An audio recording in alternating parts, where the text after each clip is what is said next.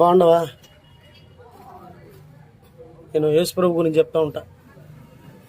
యేసుప్రభుని నమ్ముకోవాలి. మనం దేనికి నమ్ముకోవాలంటే, ఇక్కడ అందరూ ఉండొచ్చు, 10 రూపాయలు ఇచ్చు, రూపాయి ఇచ్చు, 10 రూపాయలు ఇచ్చు. చచ్చిపోతే ఎవరు ఇస్తారు? చచ్చిపోతే దిక్కు ఎవరు? ఎవరికైనా సరే, కోటీశ్వరుడికైనా లేనోడికైనా ఎవరికైనా దిక్కు ఎవరంటే దేవుడే. అందుకే ఆ దేవుడిని ఇప్పుడే నమ్మాలి. ఆ దేవుని దగ్గరికి పోవాలంటే మనలో ఉండకూడనివి ఏంటో తెలుసా? పాపాలు ఉండకూడదు.